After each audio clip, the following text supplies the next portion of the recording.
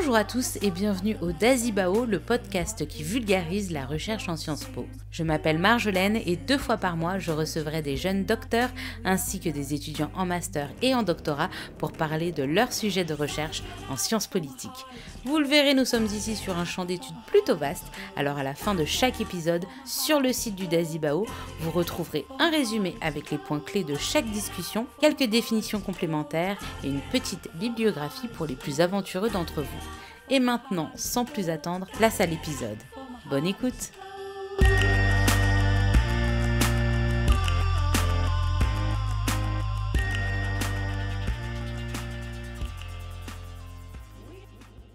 Bonjour à tous et bienvenue au Dazibao, le podcast qui normalement vous parle de la Sciences Po. Aujourd'hui, je suis très heureuse d'accueillir Sophie Hamel, qui est doctorante en géographie depuis 2022 au sein de l'Institut français de géopolitique à Paris 8 et chercheuse associée au projet de recherche Géode, géopolitique de la datasphère. Ensemble, nous discuterons de sa thèse intitulée « Les dispositifs australiens d'aide au développement numérique en Océanie, politique étrangère au service d'intérêts stratégiques nationaux ». Mon invité réalise son doctorat sous la direction des professeurs Isabelle Saint-Mézard et Frédéric Douzet. Bonjour Sophie. Bonjour Marjolaine, merci beaucoup pour l'invitation. Merci d'être avec moi aujourd'hui à la BNF. C'est beaucoup moins exotique que l'Océanie, mais bon, on s'en contente. Première question traditionnelle pour débuter tous les épisodes du Dazibao. Donc c'est pas pourquoi as-tu décidé d'étudier les sciences politiques, mais pourquoi as-tu décidé d'étudier la géographie et qu'est-ce qui t'a amené à ce sujet de thèse ? Alors, j'ai commencé à étudier la géographie, enfin en tout cas à m'y intéresser quand j'étais en prépa littéraire. Okay. Après le bac, j'ai commencé à faire une prépa littéraire avec une spécialité histoire et géographie. Okay. Et j'avoue que la géographie m'a beaucoup plu et j'ai commencé à m'intéresser à l'étude au lycée, c'était pas... Au lycée, c'est pas le même type de géographie. Ouais. Enfin, en tout cas, à notre époque, parce que maintenant, il y a aussi... je crois que maintenant, ça a changé. D'accord. Il y a la géopolitique. Ouais. Enfin, c'était beaucoup histoire-géographie et finalement, on s'intéressait pas tellement à l'étude des territoires. Enfin, dans mon souvenir, en tout cas, au lycée, c'était pas trop ça, la géographie, quoi. Et du coup, voilà, j'ai commencé à m'y intéresser en prépa, mais après, finalement, je me suis pas tout de suite lancée là-dedans non plus. Okay. Parce qu'après, j'ai fait une licence de sciences politiques et un master de sciences politiques à Paris. Ah, quand même, on retrouve la Sciences Po, c'est ouais, bien. Ouais, quand même, malgré tout. Mais voilà, entre les stages et les alternances, en fait, ça m'a amené plutôt vers les affaires publiques. Et en fait, ça me convenait pas tellement. Et puis, j'ai été diplômée première année du Covid, donc confinée, donc chercher du travail dans ce contexte-là. Compliqué. C'était un peu compliqué. Et en fait, j'avais une amie qui était déjà en doctorat à l'Institut français de géopolitique. Okay. Et qui m'a un peu convaincue finalement de faire juste le Master 2 à l'Institut français de géopolitique et de venir étudier non seulement la géographie, mais aussi la géopolitique. Donc c'était totalement pas prévu, quoi. Non, vraiment, c'était pas du tout prévu au départ. C'était pas le plan. Et j'ai fait du coup le parcours cyber aussi qui m'a amené derrière après à travailler sur les enjeux numériques, spécifiquement en Océanie un peu plus tard. Ouais. Mais du coup, voilà, c'est toute une série de facteurs qui ont fait que tu te retrouves en géographie. Je me retrouve en géographie, géopolitique. Et finalement, à faire un doctorat. Ouais, parce que le doctorat, c'était quelque chose que tu avais envisagé dans ta vie avant le Covid avant.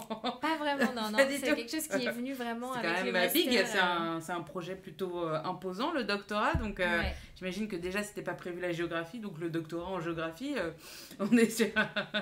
Non, c'est vrai que c'était pas quelque chose auquel je pensais vraiment avant de faire le master. Et puis en fait, du coup, pendant le master, j'ai fait un parcours recherche. Donc en fait, on a produit un mémoire de recherche sur un sujet.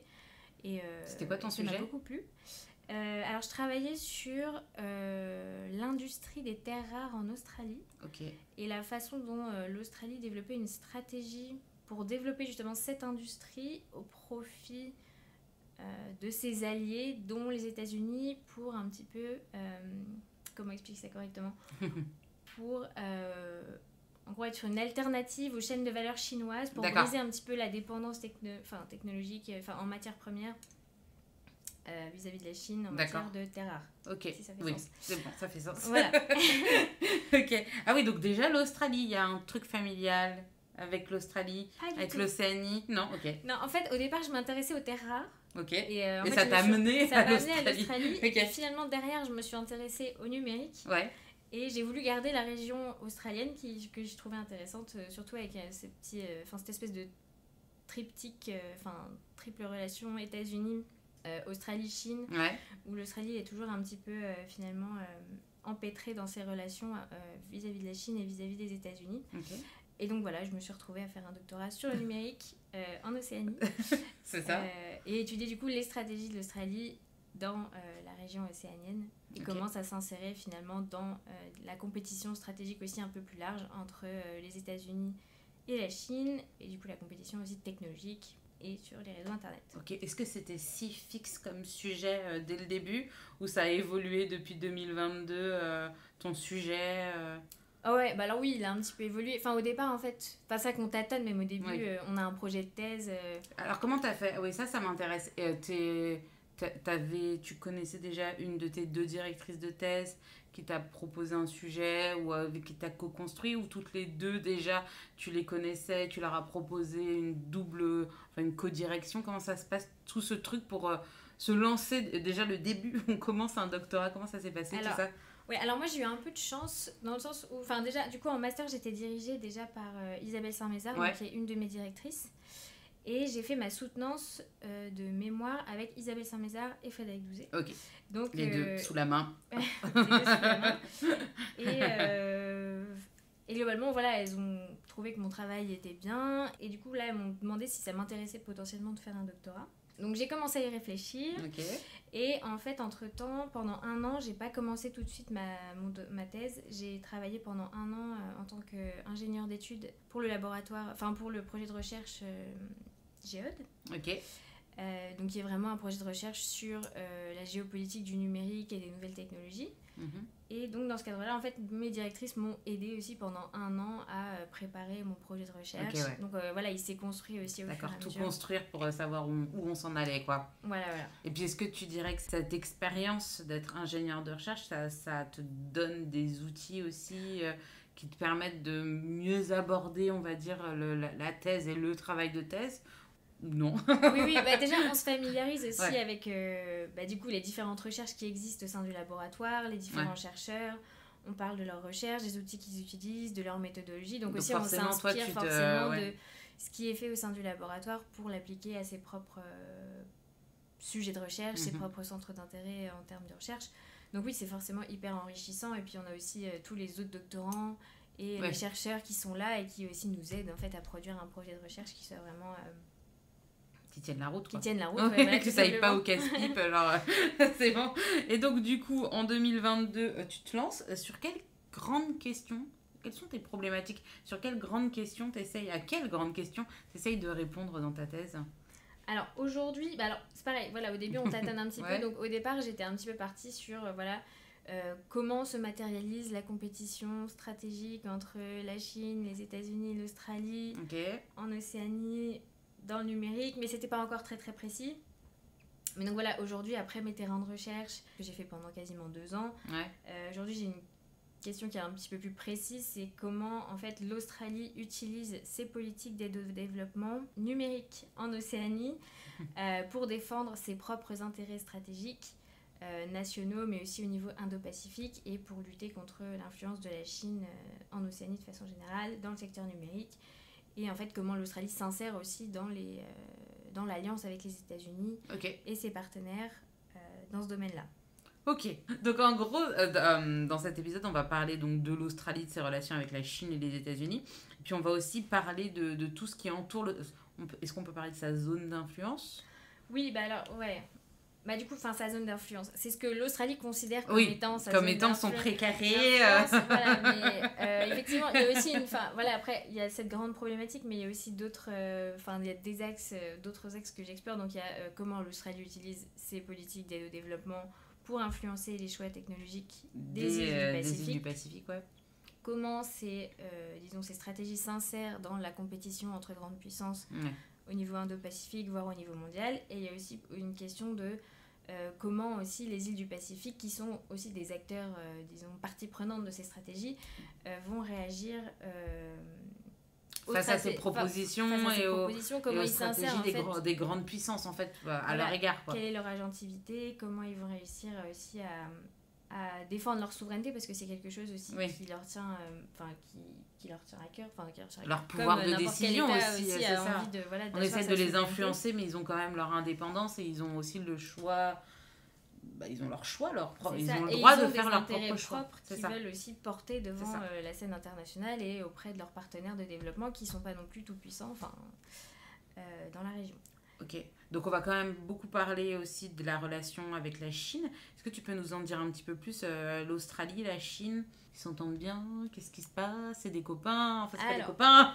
On a eu des relations ambiguës, disons, pendant un certain temps. Elle l'est un peu moins aujourd'hui. Ouais. Aujourd'hui, voilà, Chine-Australie, c'est quand même des relations qui sont assez diplomatiquement assez tendues, même s'il y a une politique de stabilisation depuis le nouveau gouvernement, qui n'est plus si nouveau, mais le gouvernement Albanese en Australie, qui a été élu en 2022, qui est plus sur une politique de stabilisation.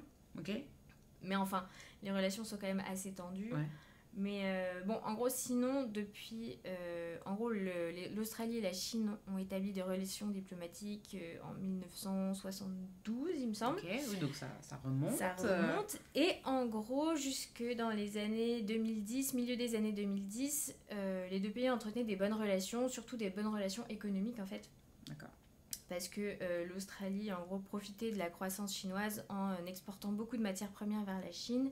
Okay. Et voilà. Donc c'est quoi comme matière première, par exemple Donc il y avait beaucoup de charbon et iron. Du fer. Du fer et du charbon. Du fer, charbon. Non, mais c'est bien, tu fais ta Mia Fry. Est-ce que tu as la référence de Mia Fry? Est-ce qu'on pourrait...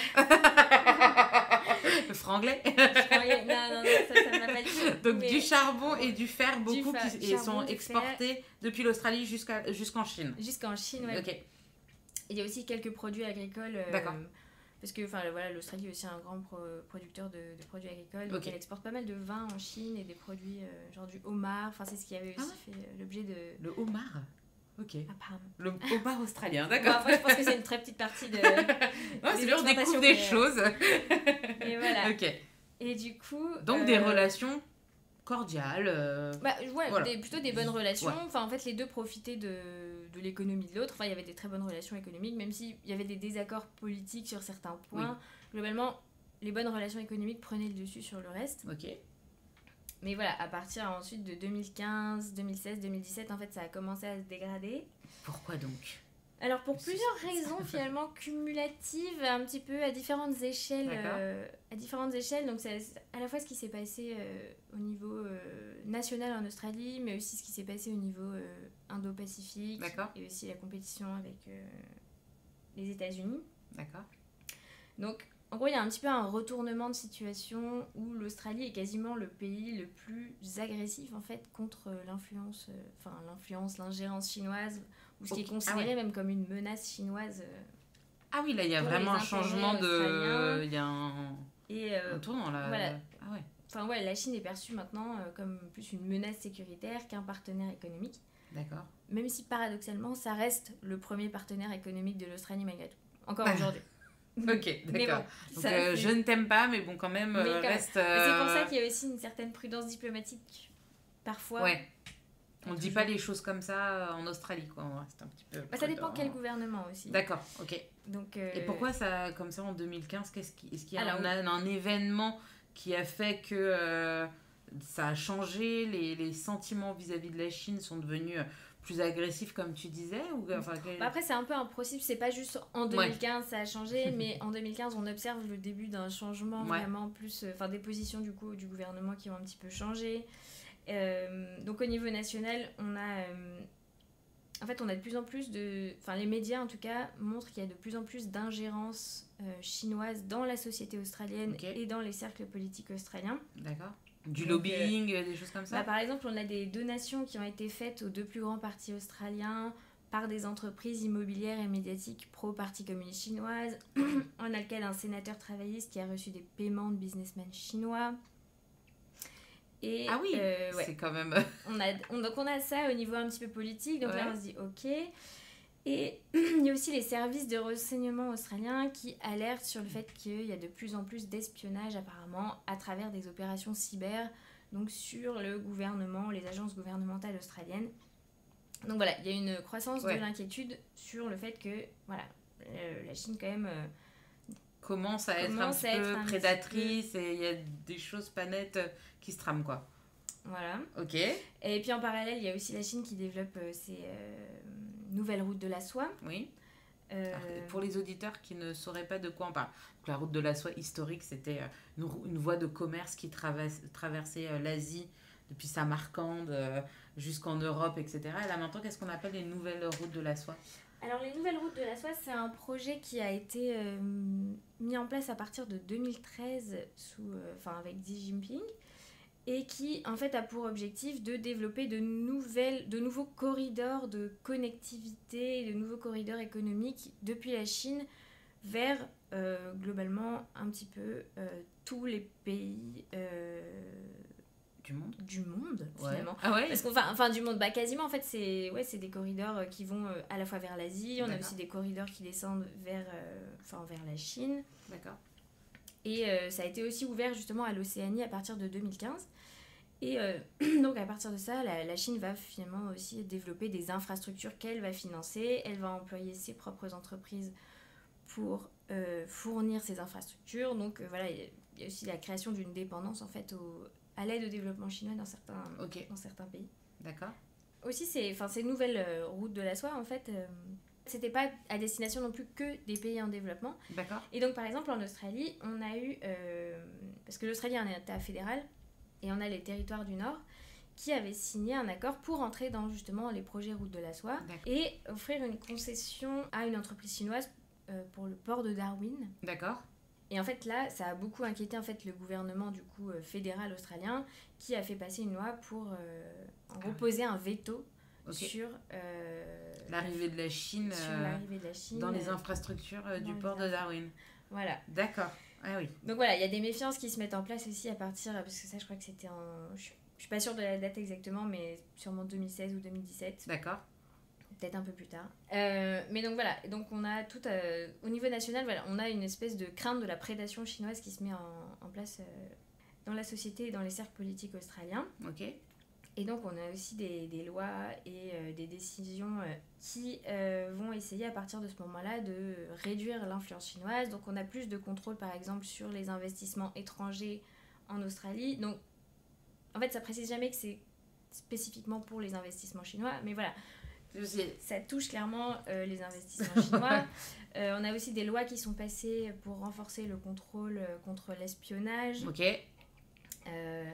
Et puis on a aussi la décision d'interdire l'utilisation de fournisseurs à haut risque, entre guillemets, sur les réseaux de 5G nationaux. D'accord. Ce qui voulait clairement dire en fait bannir l'utilisation de Huawei et ZTE, les deux fournisseurs d'équipements 5G mobile chinois du territoire australien. D'accord. Et la Chine réagit comment ? Est-ce que c'est quelque chose sur lequel, parce que c'est quand même un peu dirigé Jusque-là, il n'y a pas eu tant de réactions. En fait, les réactions sont surtout intervenues. Alors, je sais pas, ça avait fait quand même pas mal de bruit. C'était pendant le Covid. Ouais. C'était le Premier ministre Scott Morrison qui avait, en gros, accusé la Chine de ne pas être... d'être responsable de la crise du Covid-19 et de ne pas avoir réagi. Et par contre, là, la Chine avait réagi...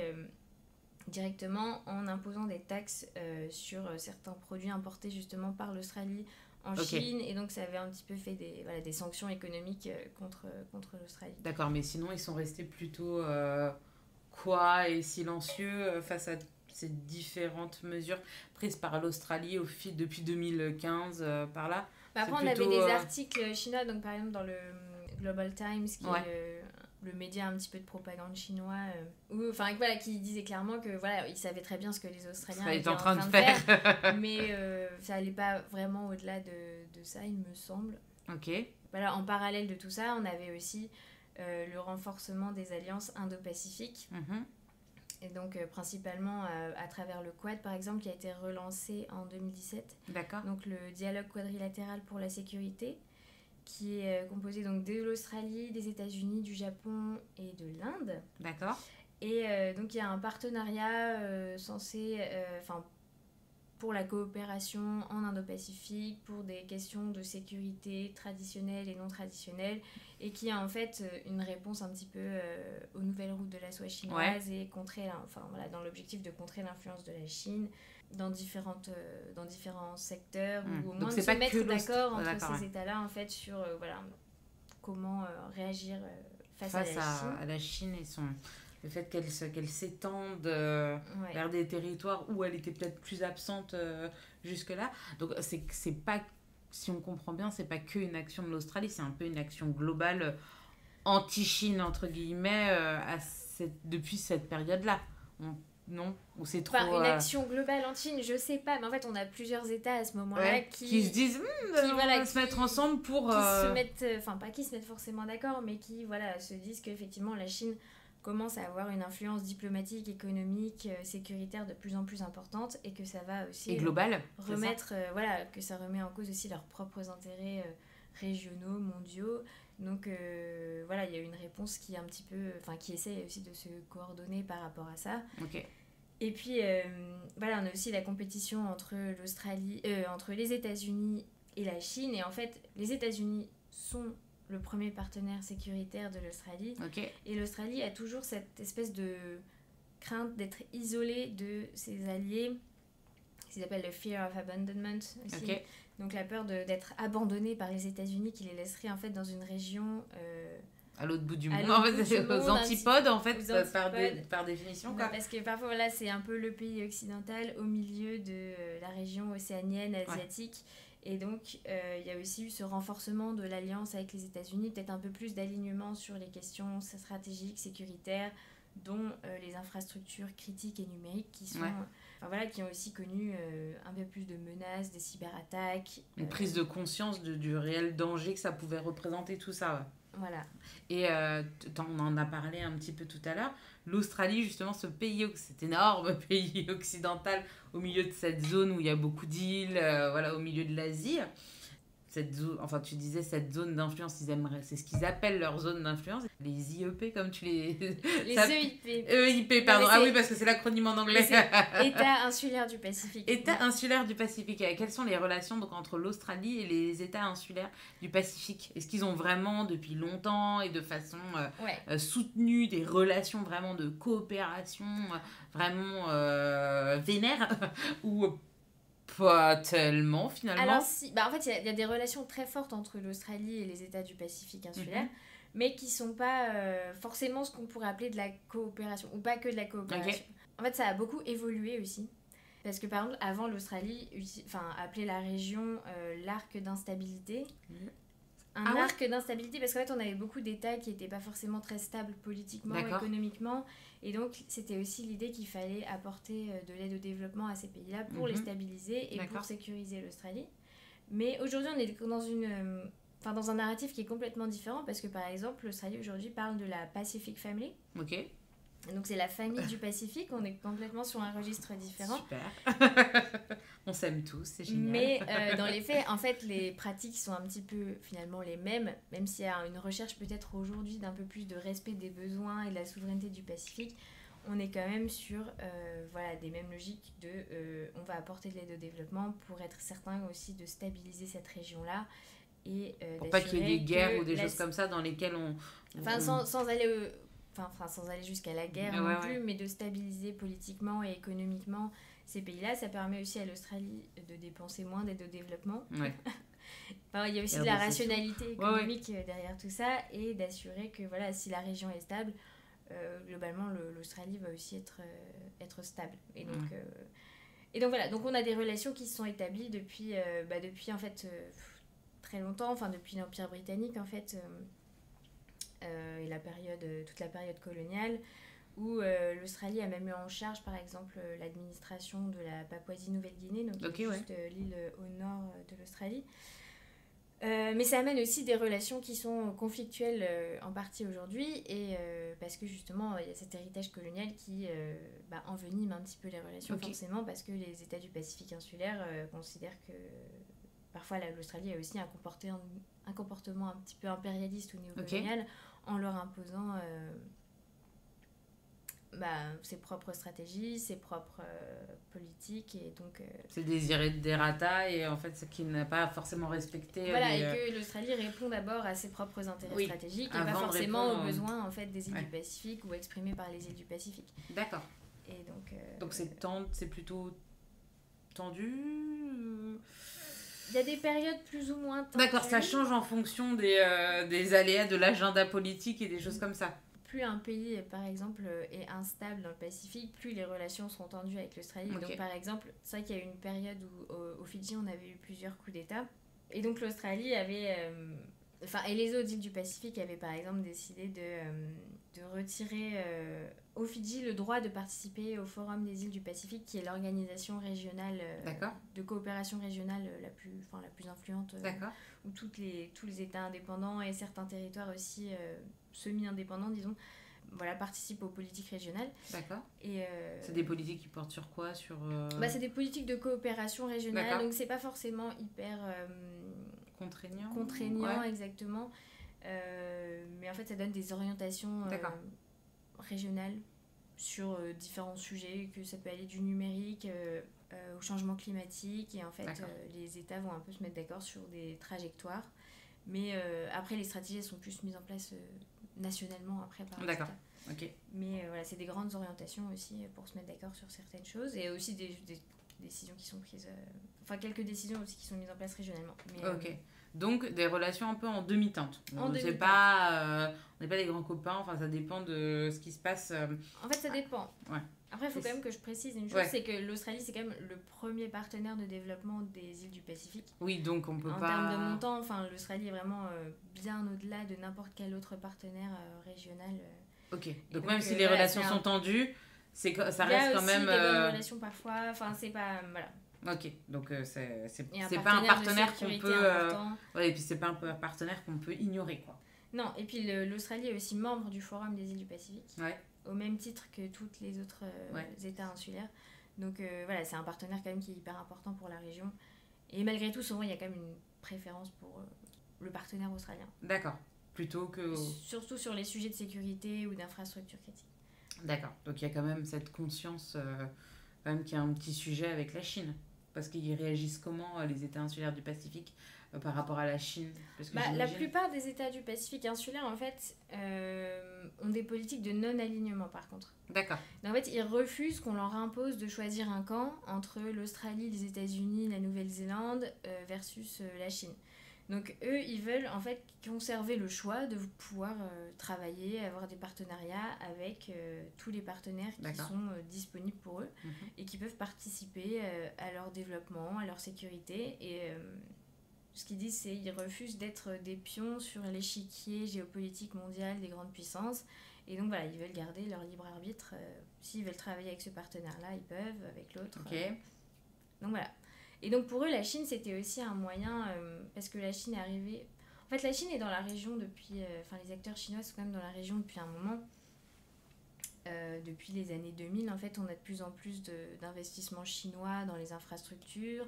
On a aussi toute une diaspora chinoise qui est très insérée dans l'économie locale. Donc souvent, ils ont des magasins locaux un petit peu dans les villes. Ok. On a une diaspora chinoise importante. Et puis donc depuis, et puis même en 2016, en fait, la Chine est devenue le deuxième partenaire de développement régional. Donc, et pour les États du Pacifique insulaire, ça a été aussi un peu une bouffée d'autonomie, disons. Parce que, de pouvoir enfin avoir une alternative, en fait. En fait, c'est ça leur permettait d'avoir une alternative... au tout-puissant cousin australien. Ou ce qu'ils appellent aussi les partenaires traditionnels. Ouais. Donc ça va être pas seulement l'Australie, mais aussi la Nouvelle-Zélande, les États-Unis et en partie le Japon aussi, qui est pas mal impliqué dans la région.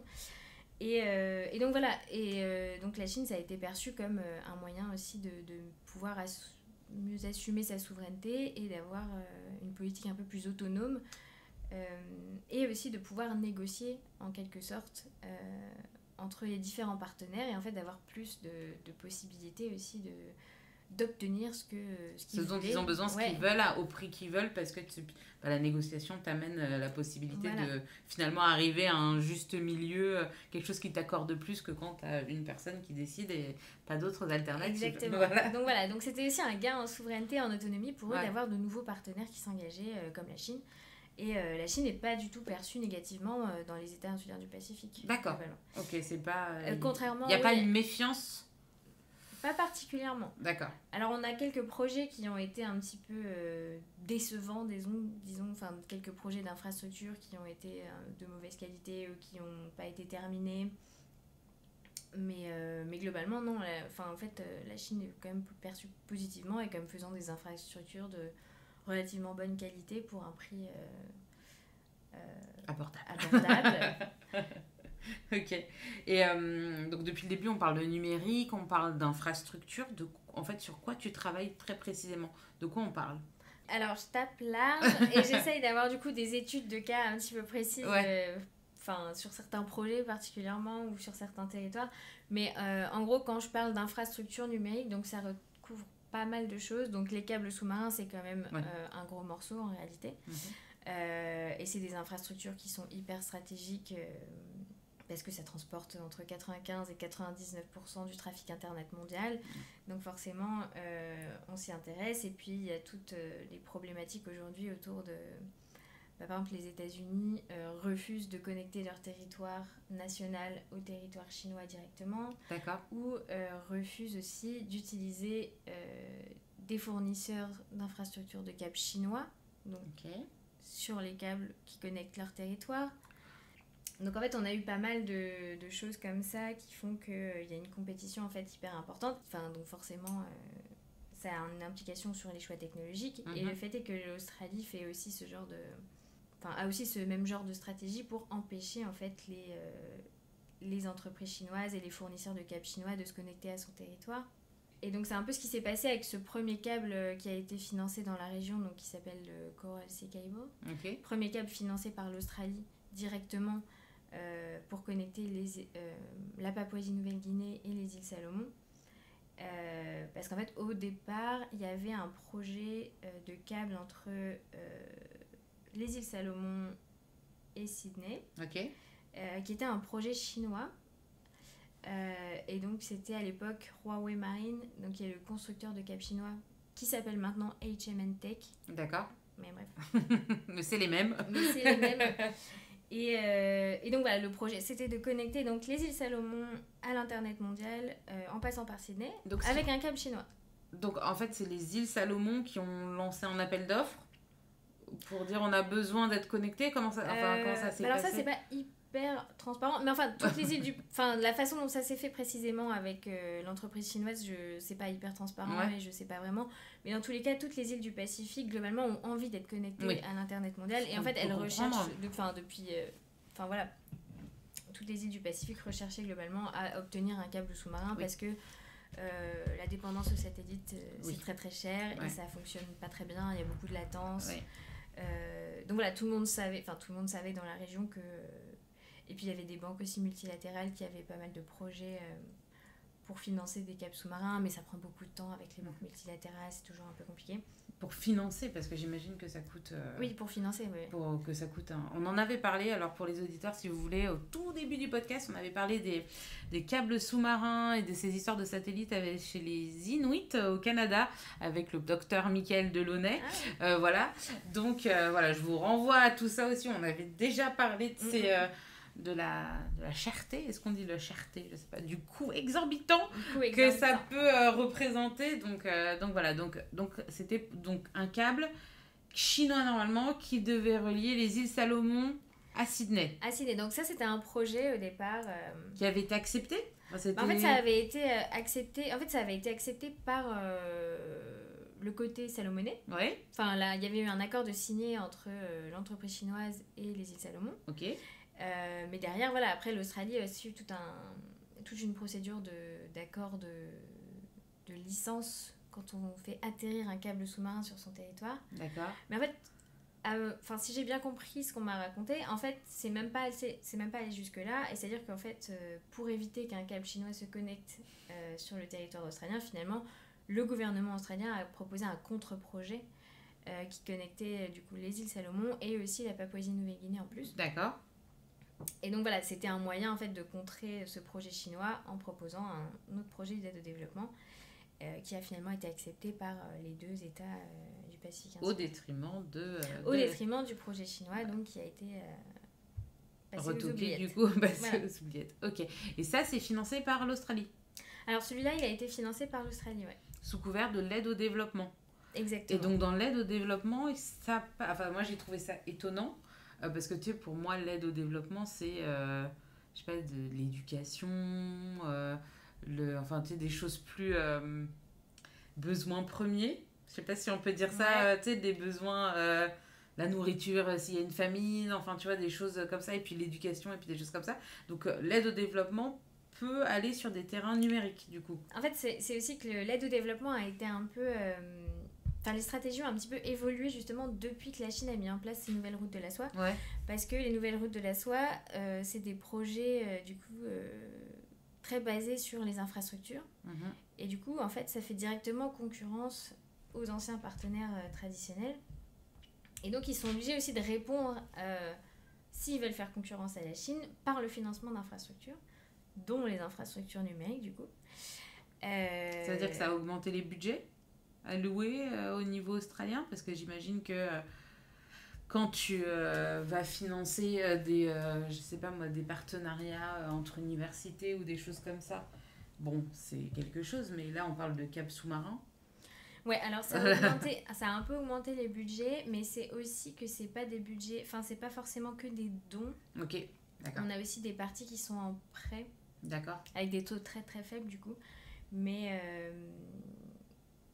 et du coup, ça fait pas forcément augmenter énormément les budgets vu que c'est des prêts. Du coup, après, on a des États qui peuvent rembourser aussi ces prêts-là. Mais on a quand même une bonne partie en dons. D'accord. Et voilà. Et le Coral Sea Cable, ça a un peu été le retournement. Et derrière, c'est là qu'on a un petit peu augmenté les budgets. Et aussi commencé à travailler avec des partenaires dits affinitaires ou les like-minded partners. Ok. Donc l'Australie aussi a commencé à travailler avec les États-Unis et le Japon pour financer en commun des projets de câbles qui coûtent en fait très très cher. Donc c'est aussi par rationalité économique qu'ils se sont mis à travailler ensemble. Avec des partenaires historiques pour dire on va pas être les seuls non voilà.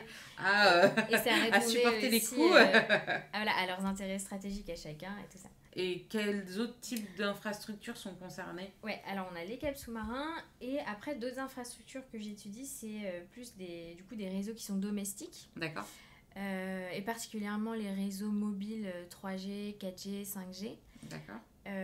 On a aussi des réseaux gouvernementaux, donc ça va être en fait des réseaux de câbles terrestres par exemple qui vont relier les infrastructures des gouvernements et des centres de données. Donc on en a eu pas mal en fait dans la région qui ont été financés et financés par la Chine et fournis par des entreprises chinoises. Ok. Donc ça a suscité aussi des inquiétudes de la part forcément surtout les infrastructures des partenaires gouvernementales traditionnels. Ouais. Parce que est-ce que foncièrement dans ces infrastructures qui ont été fournies pour des projets gouvernementaux, est-ce qu'il y a eu des sonnettes d'alarme ou des découvertes de failles de sécurité ou de choses comme ça qui pourraient... Alors, il y avait eu un rapport australien qui disait que... Mais en fait, c'est toujours un peu ça le problème. Un rapport australien qui disait qu'il y avait une faille, effectivement, dans un réseau qui a été fourni par la Chine en Papouasie-Nouvelle-Guinée. Okay. Mais voilà, dans le détail, on n'a pas les détails. Ouais. Est-ce que c'est aussi un moyen d'influencer les décisions derrière ou pas ? C'est un petit peu difficile de savoir finalement le vrai du faux. Okay. Et puis j'en ai un peu aussi discuté avec pendant des entretiens avec certains acteurs dans les îles du Pacifique qui me disaient mais est-ce que vous croyez qu'il n'y a que les Chinois qui intègrent des failles dans les systèmes numériques Est-ce que vous pensez qu'un réseau financé par les Australiens ou les États-Unis sont complètement exempts de failles et d'espionnage? Et donc voilà, c'est aussi leur point de vue de dire tout le monde nous espionne, peu importe, oui, c'est ça. Peu importe qui nous finance. Donc c'est aussi un point de vue qui est assez intéressant. Oui, et qui je pense n'est pas... c'est pas faux. ça fait... c'est plein de bon sens. Quand on regarde l'affaire Snowden, de toute façon, on se dit effectivement, tout le monde espionne, même ses propres citoyens. Oui, c'est ça. Et puis même ses très proches amis... Voilà, qui sont directement dans notre maison. Donc, voilà, pourquoi pas. Donc, du coup, toi, tu observes toutes ces infrastructures. Et du coup, donc, on a bien compris que l'objectif de l'Australie et de ses partenaires, donc États-Unis, Japon, Et Inde un peu parfois. Alors l'Inde est peu impliquée. Enfin, D'accord. l'Inde est impliquée au niveau un peu plus. Enfin, au niveau Indo-Pacifique, mais dans la région Océanie spécifiquement, l'Inde est quand même très très peu impliquée. Ok, donc c'est et Japon, finance vraiment pas grand-chose. États-Unis, Australie et Nouvelle-Zélande, c'est vrai, j'ai oublié Ouais. la Nouvelle-Zélande, voilà, qui donc essayent de convaincre, c'est dit de façon grossière, hein, mais de convaincre par tous les, par tous les, Moyen. par tous les moyens, par tous les moyens, les États insulaires du Pacifique de passer par leurs infrastructures, de faire affaire avec eux. Est-ce qu'il y a, tu as pu observer une stratégie vraiment définie par notamment l'Australie pour essayer de faire peser la balance dans le choix des partenaires des États insulaires du Pacifique? Bah alors déjà, on a toute une sorte de diplomatie qui est un peu menée, mais de façon pas forcément très très formelle en fait. Mais en fait, on a beaucoup de, enfin, il y a beaucoup de représentants australiens par exemple qui voyagent. Enfin, moi, je l'ai vu pendant des conférences, par exemple, sur les télécommunications, à différents endroits. En fait, on a des représentants australiens ou américains qui vont aussi discuter avec les entreprises de télécom du Pacifique, avec d'autres représentants du gouvernement fidjien, vanuatais. Et en fait, ils vont aussi porter cette espèce de diplomatie du non, mais vous devriez faire attention aux infrastructures que vous utilisez, vous devriez utiliser ce qu'ils appellent des trusted networks. Ok. Donc voilà, utiliser des réseaux de confiance, faites attention aux vendeurs à haut risque. Donc il n'y a jamais vraiment... Enfin voilà, il y a tout aussi une politique qui est menée autour de ça, une politique un peu diplomatique de prévention. Et Mais dans des discussions un peu diffuses, on a l'impression voilà, il y pas a aussi trop des formelles. discussions assez diffuses là-dessus. D'accord. Ouais, c'est un peu ce que j'ai vu aussi sur le terrain et ce que les gens m'en ont dit aussi. Ouais. Donc c'est assez intéressant. Et après, il y a aussi, enfin, au-delà des infrastructures, aussi, il faut préciser qu'il y a aussi des partenariats pour la cybersécurité, où l'Australie, par exemple, va aider, enfin, un accord bilatéral avec les Fidji pour aider le pays à construire sa politique de cybersécurité. D'accord. Donc forcément, ça va aussi influencer derrière tout ce qui va concerner les infrastructures, mais aussi la façon de penser plus large le cyberespace. Donc c'est pas que... Enfin voilà, il y a aussi ce côté influence aussi sur l'idée qu'on se fait du cyberespace et de comment il doit être construit, qui va plus correspondre finalement aux valeurs et aux critères standards des pays occidentaux, avec des grands guillemets, qu'au modèle chinois. Enfin voilà, il y a aussi toute cette stratégie d'influence-là. Et après, sur les infrastructures, on a plusieurs choses. Au niveau des câbles sous-marins, en fait, c'est très clair. Là, en gros, on a des aides au développement qui vont inclure en fait des conditions dans les contrats qui sont pas transparents et qui sont pas publiés. Donc moi, c'est aussi ce que... Ah, d'accord. Il n'y a pas de... Ok. Bah, en fait, ces parties-là sont pas publiées, c'est ce qu'on m'a dit. Et voilà, ça vient d'entretiens que j'ai eu avec des représentants au ministère des Affaires étrangères australien, où en fait, quand on va signer un accord entre donc, le ministère des Affaires étrangères australien qui va financer le projet de câble, par exemple, avec l'entité qui va recevoir le câble. Donc l'entité qui reçoit le câble, souvent c'est une entreprise publique ou privée dans l'île du Pacifique concernée. Ouais. Qui va avoir la charge de faire les appels d'offres souvent et ensuite de gérer l'infrastructure derrière. Donc voilà. Mais en fait, l'Australie va inclure justement dans ses accords de financement le fait de ne pas utiliser de vendeurs à haut risque. Okay. Donc vendeurs à haut risque, et évidemment, c'est pas dit clairement, mais voilà, en fait, on va pas pouvoir utiliser donc de câbles chinois, de fournisseurs chinois, d'accord. Pour tout type d'infrastructure qui sera présent sur le projet, quoi.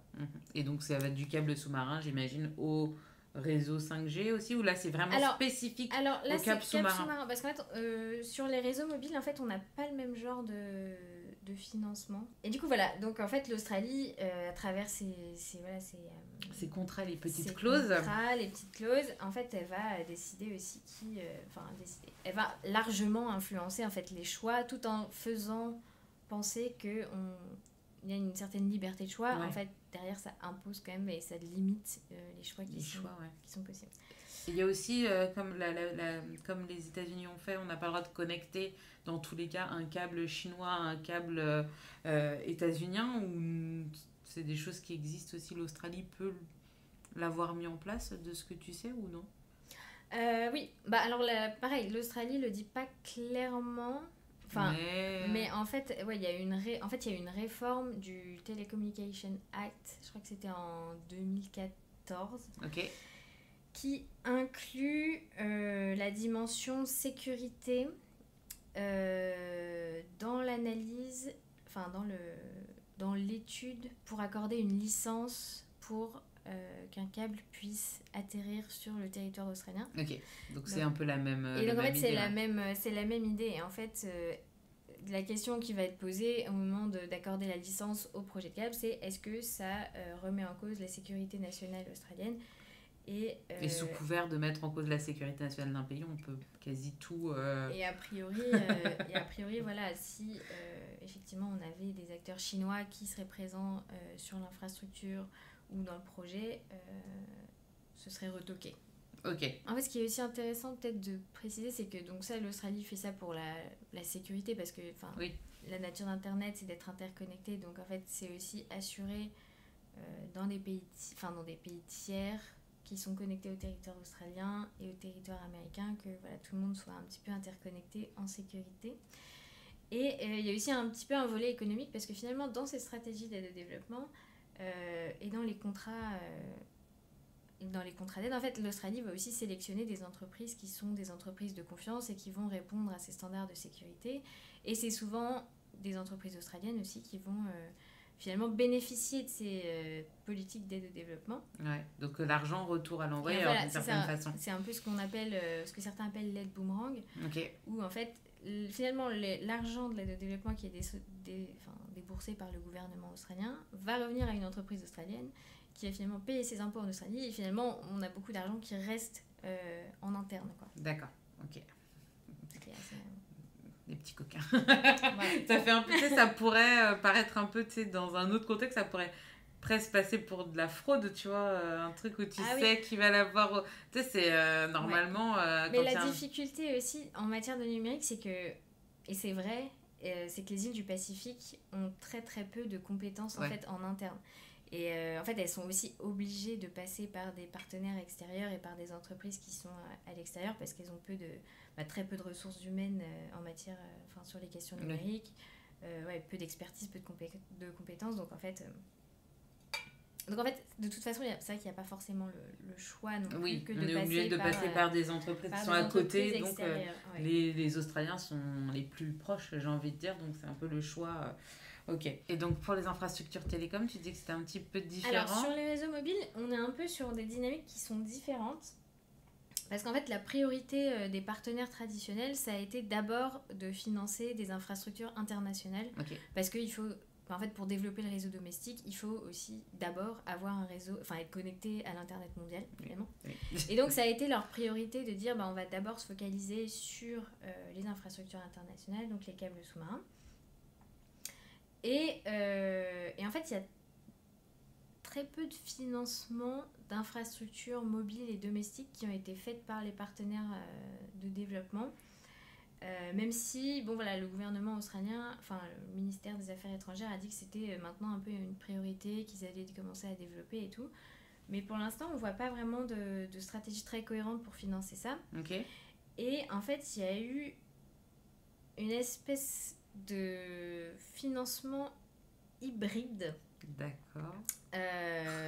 Pour contrôler aussi un petit peu et changer en fait. Parce que en fait, ce qu'il faut savoir, c'est que sur les réseaux mobiles des îles du Pacifique, en fait, c'est largement dominé aussi par des fournisseurs chinois, donc Huawei et ZTE, qui ont fourni depuis 2010-2011 et le passage à la 3G, 4G, quasiment toutes les infrastructures mobiles, les réseaux mobiles des îles du Pacifique, mais pas en tant qu'aide de développement. En fait, c'est parce que c'est des entreprises, donc des opérateurs dans le Pacifique, qui ont décidé économiquement qu'ils voulaient travailler avec Huawei et ZTE parce que c'était beaucoup moins cher que les fournisseurs européens. Et donc ça, c'est un choix économique et qui leur est propre, en fait. Et donc voilà, c'est peut-être aussi pour ça que c'est un petit peu différent, parce que les câbles sous-marins, pour le coup, les gouvernements et les entreprises des îles du Pacifique n'ont pas les moyens de se les acheter. Les financer, de se les financer. Donc elles vont forcément avoir besoin de partenaires extérieurs, alors que sur les réseaux mobiles, en fait, on est sur plutôt des logiques de rentabilité et des entreprises qui vont en fait, voilà, qui ont choisi de travailler avec Huawei ZTE. Ok. Et, Donc maintenant, toutes les infrastructures sont quasi chinoises, du coup. Quasi chinoises. Et en fait, jusque-là, ça posait pas vraiment de problème aux partenaires traditionnels, disons. Mais bon, voilà, avec les enjeux 5G, ça a un petit peu commencé à ressurgir parce que plusieurs États du Pacifique sont en train de passer à la 5G. Et voilà, on le sait, l'Australie, les États-Unis, même le Japon ont banni en fait ces fournisseurs chinois sur leurs réseaux 5G nationaux. Et ils essayent de faire... Qu'est-ce que ça change la 5G pour les auditeurs qui se poseraient la question? Qu'est-ce que ça change la 5G La 5G amènerait des failles potentiellement supplémentaires, des potentialités d'espionnage plus importantes. D'accord. Enfin, c'est lié au fonctionnement un petit peu de la technologie qui est différente. D'accord. Après, je suis pas une experte de la 5G, j'avoue. Mais et puis en fait, c'est aussi une compétition un petit peu économique au-delà de la compétition, et de cette crainte, cette menace sécuritaire, c'est aussi économiquement, voilà.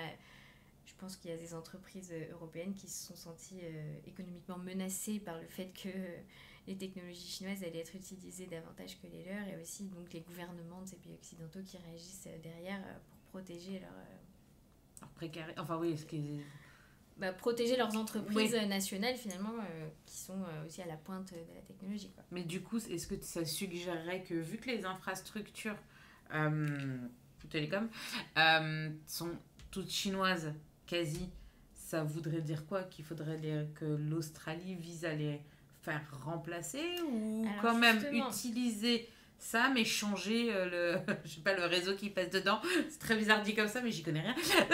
de comment ça marcherait en fait, parce qu'on ne va pas tout enlever pour tout remplacer, ça coûterait un argent fou. Alors ça coûterait un argent fou, mais alors justement c'est là où je voulais en venir, c'est que en gros c'était donc en 2021. On a eu, donc voilà, ça posait pas tant de problèmes, et puis un jour donc on a assez peu d'opérateurs dans les îles du Pacifique. D'accord. Souvent on en a 2 par pays, 2 ou 3, et 2 gros, notamment, donc on a souvent Vodafone qui est là, et l'autre c'est Digicel Pacifique. D'accord. Qui est présent dans 6 États, donc je crois que c'est Papouasie, Fidji, Tonga, Samoa, Nauru, et j'en oublie un. D'accord. Mais le Vanuatu. Le Vanuatu, exactement. Ça, j'ai retenu. Et donc voilà, cet opérateur en fait, donc en 2021, voilà, l'entreprise était à vendre depuis 1 ou 2 ans. Donc le PDG, PDG cherchait à vendre l'entreprise parce que voilà, il voulait la vendre, peu importe. Et donc il y a eu des rumeurs sur le fait que China Mobile, donc un opérateur de télécom chinois, comme son nom l'indique, était intéressé par racheter cette entreprise Digicel Pacifique. Et là, panique. Ah bah oui, là, tu panique à bord. Les Australiens se sont dit c'est pas possible. En se disant que voilà, un opérateur chinois qui serait présent dans les îles du Pacifique, pourrait y avoir des problèmes, potentiellement des manipulations aussi sur le trafic internet. Voilà, il y a eu des craintes aussi de ce point de vue-là. Est-ce que je peux te couper 30 secondes, parce que depuis le début j'ai une question. Cette peur de la Chine, est-ce que ça vient du fait qu'on pense que la Chine pourrait se servir de ces îles, de son implication, de son insertion dans ces îles pour s'attaquer à l'Australie, ou est-ce que parce qu'on considère que ces îles insulaires, les États insulaires du Pacifique sont stratégiques? Parce que tu sais, on parle désolé pour eux, je les salue, etc. Mais Nauru, Vanuatu, Tonga, les îles Salomon, tu vois, est-ce qu'il y a un truc stratégique à attaquer là-bas? Ou c'est juste parce que via elles, on pourrait attaquer l'Australie que ça fait peur? Désolée pour cette question, parce qu'elle est un peu déplacée, mais tu te dis, c'est... Mais en fait, c'est des perceptions, et c'est des perceptions et des représentations qui sont aussi très australiennes et américaines aussi. Mais par exemple, aux États-Unis, on a ce qu'on appelle... comment expliquer ça? Mais c'est stratégique d'un point de vue de défense. En fait, c'est un peu des zones tampons. D'accord. Et des zones... des zones de défense. C'est la première zone de défense de l'Australie. Donc, c'est-à-dire que l'Australie cherche à garder son hégémonie dans les îles du Pacifique, parce que c'est aussi un moyen de se protéger des agressions extérieures finalement, parce que ça entoure son territoire. Et Et en fait, avoir des bases avancées chinoises ou des... Oui. À l'intérieur de sa zone d'influence. À l'intérieur de sa zone d'influence la plus stratégique, et considère la plus stratégique pour sa sécurité. En fait, c'est aussi pour ça que l'Australie va investir énormément là-dessus. Donc c'est plus par rapport à sa propre sécurité en tant qu'Australie, que par rapport à oh là là, la sécurité des Tonga, quelle horreur. Oui, non, voilà, c'est plutôt ça. En fait, c'est assez égoïste finalement comme réflexion. D'accord. Non, parce que c'est vrai que depuis tout à l'heure, je disais, mais s'il y a vraiment un truc à attaquer aux îles Salomon et tout ça, un truc qu'on ignore vu qu'on connaît pas la région. Là, je me disais, est-ce que je suis bête et que à Nauru ou au Vanuatu, il y a un truc de ouf qui m'échappe, ou vraiment c'est important qu'on garde le précaré, ou c'est juste par rapport à sa zone d'influence, sa protection en tant qu'Australie, et voilà. Et c'est aussi en fait tout ce continuum entre sécurité et développement. Et en fait, c'est un peu un concept, je sais pas si tu vois, le concept des États faillis. Et en gros, c'est un concept qui a été un petit peu développé dans les années, à partir des années 90-2000, mais comme quoi un État failli ou un État fragile, en fait, va aussi fragiliser le reste par domino, effet domino. Par effet domino et par effet de contagion, entre guillemets. Un État qui est instable, un État qui est sous influence d'une autre puissance, en fait, va potentiellement aussi contaminer en fait, les pays développés. Et donc, le développement permet d'assurer la sécurité du pays en question et d'assurer la sécurité du pays donateur. Enfin voilà, on a tout un continuum en fait. Et de maintenir en fait la sécurité de tout le monde parce qu'on est tous vertueux. Voilà, en fait, on va dire. Et puis on est une famille du Pacifique. Ouais, voilà, donc, la famille, c'est vrai. Voilà. N'oublions pas. Donc voilà, c'est aussi, c'est principalement en fait pour assurer sa propre sécurité australienne que toutes ces stratégies sont développées. Mais encore plus dans le numérique où par exemple, je veux dire, où les câbles sous-marins, pour le coup, créent des liens très concrets et physiques entre ces territoires-là, parce que toutes les îles du Pacifique, quasiment, sont connectées à l'Australie, en fait, directement ou indirectement. Donc, ça crée directement, géographiquement, physiquement, un lien entre ces territoires-là. Donc, utiliser, c'est vrai, du point de vue australien, avoir des infrastructures numériques qui soient chinoises et qui soit potentiellement interconnecté à son propre territoire australien, c'est forcément une mise en danger. Ok, donc je t'ai coupé tout à l'heure, Digicel qui va être vendu et China Telecom qui dit China Mobile. Et l'Australie qui dit non. Alors le fait que China Mobile était vraiment intéressé, en plus c'est marrant parce que c'est une rumeur qui a été lancée apparemment par l'ancien PDG de Digicel Pacifique, parce qu'il en avait marre de ne pas réussir à vendre son entreprise. Donc on a plusieurs théories comme quoi China Mobile était vraiment intéressé, ou une théorie qui dit que en fait c'est le PDG qui en avait marre de ne pas réussir à vendre et qui a lancé la rumeur en se disant que quelqu'un du coup allait se dévouer le meilleur coup commercial de la vie quoi. Donc on ne sait pas vraiment ce qui s'est passé, mais en tout cas ça a eu son effet. Et les Australiens ont en fait réagi assez rapidement. Et ce qui s'est passé, c'est que du coup, on a une entreprise australienne de télécom, la plus grosse, qui s'appelle Telstra, qui a racheté Digicel Pacifique grâce à un prêt du gouvernement australien.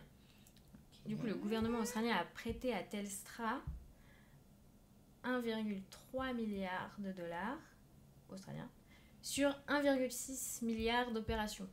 Donc en gros, quasi l'ensemble. Bon alors, Telstra est censé rembourser, mais voilà, c'était une opération hyper politique en fait. Sinon, le gouvernement australien n'aurait jamais accordé un prêt aussi élevé à l'entreprise de télécom. Et ce qui est intéressant, c'est que le gouvernement australien a pu prêter, donc c'est Export Finance Australia, a pu prêter en fait cet argent à Telstra sous couvert que c'était dans un objectif de développement.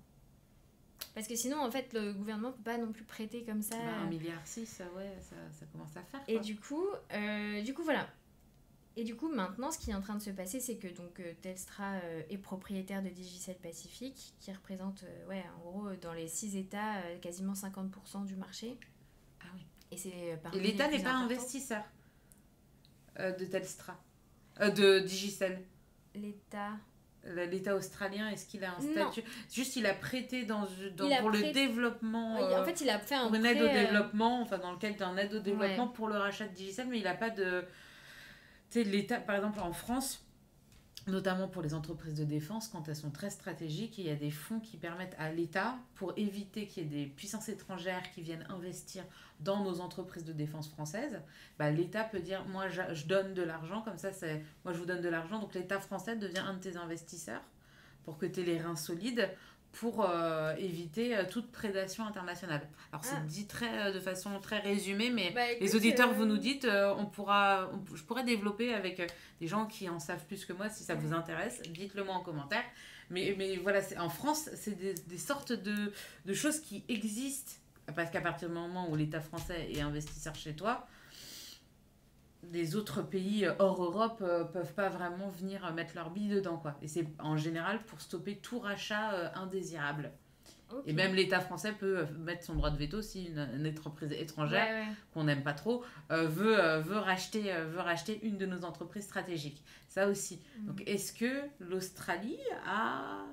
Bah écoute, là, il faudrait que je vérifie parce que je ne sais pas. D'accord, je t'avoue, je ne sais pas. Mais parce que l'aide au développement, c'est cool, mais 1,6 milliard, tu te dis, peut-être qu'ils ont quand même... ils sont premiers investisseurs, donc ils font partie du board, ils ont un droit de regard. Mais c'est pas vraiment des investisseurs. Enfin, en fait, c'est vraiment un prêt... En fait, c'est une banque d'aide à l'exportation australien. D'accord, donc c'est pas du tout une prise de parti dans l'entreprise. Non, c'est pas une prise de parti, non, c'est pas une prise de part dans l'entreprise. En fait, c'est vraiment un prêt pour l'aide à l'export, en fait. D'accord. Ouais. Et c'est quand même... Voilà. Il n'y a pas eu les réactions, je sais pas, est-ce que tu t'es intéressée à ça, à ce prêt? Est-ce qu'il y a eu des réactions tout le monde l'a interprété de façon très politique. Oui, voilà, on est bien d'accord. Les Australiens sont très clairement en train d'essayer d'empêcher la Chine... davantage un pied dans la région. Et donc voilà, et donc maintenant ce qui est en train de se passer et ce qui est intéressant, c'est que au début personne ne l'assumait vraiment, mais et d'ailleurs Telstra a toujours refusé de me rencontrer. Ok. Je les ai sollicités plusieurs fois pour des entretiens, mais ils n'ont jamais accepté. Mais par contre j'ai pu parler à Digicel, donc par exemple au Fidji, au Vanuatu, au Tonga. Et en fait, ce qui est en train de se passer, c'est que Digicel est en train de changer toutes ses infrastructures mobiles. Donc, tous ces réseaux, en fait, tout ce qui est chinois, ils sont en train de s'en débarrasser. Mais alors, pas d'un coup. En fait, oui, mais petit à petit, par morceaux, par tronçons. Et par exemple, sur les réseaux 5G, ils ont interdiction de mettre en place des... Parce que c'était pas encore développé, donc voilà. Mais ils ont interdiction d'utiliser des réseaux... des équipements chinois. D'accord. C'est très clair. Et sur les réseaux 4G qui sont en rénovation, qui arrivent en fin de vie, ils n'auront pas le droit de réutiliser des réseaux chinois. D'accord. Donc voilà, mais il y aura un changement progressif de tous les réseaux. Parce que ils doivent aussi s'aligner en fait avec les standards de Telstra, qui est leur nouvelle maison mère. Voilà. Et donc voilà, c'est aussi un moyen de commencer à modifier et d'influencer aussi les choix technologiques qui sont faits. Mais ça, c'est pour à travers finalement une opération commerciale. Mais ça, c'est pour Telstra et Digicel et Vodafone. Vodafone, eux, vu qu'ils sont d'obédience américaine ou... alors Vodafone, c'est un peu compliqué parce que c'est des filiales locales et en fait, ils ont leur propre... infrastructure. Ils ont un peu leur propre libre arbitre. Ils font un petit peu ce qu'ils veulent finalement. Ok, donc eux, ils peuvent utiliser de l'équipement chinois ou des choses alors comme ça. Je les ai rencontrés et eux, pour le coup, oui, ils continuent à utiliser des équipements chinois. Et justement, ce qu'ils me disaient, c'était aussi un petit peu qu'ils critiquaient toute cette politique diplomatique de la part des Australiens, des Américains, qui leur disaient qu'il fallait qu'ils arrêtent d'utiliser des réseaux... des équipements chinois parce que c'était dangereux, mais alors que pour eux en fait ils peuvent pas économiquement ils peuvent pas investir dans des équipements Ericsson ou Nokia parce que c'est beaucoup plus cher et en plus eux de leur point de vue, et je pense que c'est vrai, genre les équipements chinois fonctionnent très bien, ils ont aucun problème et ça correspond tout à fait à leurs besoins. Et surtout que du coup les gouvernements des îles du Pacifique ont des politiques d'accès universel à Internet, où en fait ils demandent aussi aux entreprises de télécom d'étendre leur réseau d'étendre leur réseau pour connecter le plus de personnes possible finalement. Et donc voilà, donc pour eux ils sont pour les opérateurs, c'est juste logique de prendre aussi ce qui a le moins de coûts pour pouvoir étendre le réseau et offrir l'accès à Internet effectivement à une plus large population. Donc Digicel est en train de remplacer, en fait, pour une espèce de raison d'État, de sécurité, c'est une entreprise privée qui est en train de remplacer toutes ces infrastructures avec des produits acceptables et non dangereux. C'est bizarre un peu le mélange quand même des genres de la politique. Ouais, mais tu sais, c'est la politique qui... oblige une entreprise privée, mais qui en même temps doit 1,6 milliard à un gouvernement. Il y a un peu un mélange des genres qui est un peu... Il y a un mélange des genres... qui est très... Normalement, qui serait pas très acceptable. Enfin, ça serait un alerte rouge. C'est vrai que parfois c'est un peu étonnant. Mais après, ce qui est aussi intéressant, c'est que finalement, dans mes entretiens que j'ai pu avoir, tout le monde était relativement satisfait dans les îles du Pacifique d'avoir été racheté par Telstra. D'accord, ouais. Parce que ça amène aussi des infrastructures qui sont de bonne qualité, ça redéveloppe les réseaux, il y a de nouveau de l'investissement. Et même les concurrents, Vodafone par exemple, étaient contents de voir arriver... D'accord. Globalement, donc l'entreprise australienne dans la région, en se disant qu'en fait ça allait rebooster aussi la compétition, ça allait redynamiser un petit peu tout ça. Donc j'étais assez surprise de voir que tout le monde était relativement content. Ouais. Et la Chine dans tout ça, ils ont encore un levier d'action, ils ont encore... Alors pour le coup, Digicel c'est une entreprise qui est importante, mais après ça couvre que 6 États, et en fait dans tous les autres États, parce qu'il y a... Je pense qu'il y a une quinzaine d'États indépendants quand même dans les îles du Pacifique qui, pour le coup, utilisent toujours des équipements, globalement des équipements chinois. Ouais. Je pense que Huawei ZTE a encore de beaux jours devant eux, on ne se fait pas de soucis pour eux. Donc voilà, après on n'a pas de réaction officielle chinoise trop à ces sujets-là. Ouais. Et les États insulaires du Pacifique, eux, ils réagissent comment à toute cette mise en place quand tu vois l'affaire Digicel et Telstra, des choses comme ça? Est-ce qu'il y a des gouvernements... Enfin, ça penche de quel côté? Tu disais que c'était plutôt des non-alignés, mais est-ce qu'il y a quand même des États qui se distinguent par une réaction face à l'Australie qui agit quand même... Enfin, on l'a vu, le privé, le public, tout ça s'entremêle de façon... original. Après, ça dépend aussi des États. Chaque État du Pacifique est en fait, a aussi un contexte national propre et ses relations propres avec l'Australie. Donc, c'est vrai que c'est pas facile de. Je peux pas vraiment non plus généraliser. Ouais. Mais en fait, ce qui ressort assez globalement et ce qui est intéressant, c'est quand même que finalement, en fait, les États du Pacifique sont assez contents de voir cette compétition en fait se produire dans la région, parce qu'en fait, ça crée de l'émulation. Okay. Et ça crée aussi plus d'opportunités, ils reçoivent plus d'investissements, et en fait ce qu'ils voient c'est aussi que finalement les partenaires essayent plus de répondre à leurs besoins. Donc en fait ils sont aussi dans un truc où ils sont assez satisfaits en fait de se voir prendre au milieu de cette compétition, tout en étant... Considérés aussi peut-être, parce qu'en tant que petite... Considérés, un peu utilisés aussi. En fait, il y a un peu les deux penchants, il y a les deux pendants, c'est-à-dire que d'un côté ça crée des opportunités, mais d'un côté ça crée aussi un petit peu des risques et des risques aussi d'être instrumentalisés dans les stratégies des autres. Donc ils sont aussi toujours en train de bien réfléchir à... Ok, on a ça, mais comment concrètement on peut s'en servir pour que ça serve d'abord nos intérêts et pas ceux des grandes puissances. Donc voilà, c'est tout un équilibre aussi à trouver. Mais c'est vrai que cette compétition crée aussi pour eux, et ils en ont conscience, à la fois des risques et des opportunités. Okay. Donc voilà, après c'est à eux aussi de savoir comment s'en servir, quoi. Ouais. T'as des États qui sont rebelles et qui s'affichent vraiment plus pour la Chine, ou qui prennent qui font un pied de nez à l'Australie, ou pas? Je dirais que les îles Salomon, c'est peut-être un des États qui est le plus tranché, disons, sur sa position. Et par exemple, ça avait fait beaucoup de bruit, mais le gouvernement avait signé un accord de sécurité avec la Chine. Donc le contenu n'avait pas été rendu public, et là ça avait créé des réactions quand même côté australien, États-Unis, d'inquiétudes assez importantes. Et ouais, globalement, je pense que les îles Salomon entretiennent des relations un petit peu plus proches avec la Chine, et jouent peut-être aussi un peu plus sur le tableau compétition avec la Chine et les États-Unis et l'Australie. Ouais. Mais par contre, par exemple, ce qui est intéressant, c'est que si on prend les Fidji, ils ont publié en 2024, je crois, leur toute première stratégie, politique étrangère, livre blanc de politique étrangère. Okay. Et ce qu'ils expliquaient assez clairement, c'était que oui, les Fidji sont non alignés, mais on a des préférences pour certains partenaires. Et en fait, ils sous-entendaient, plus ou moins sous-entendaient d'ailleurs, qu'ils avaient quand même une préférence pour le partenaire australien, qui était un partenaire de confiance de longue date.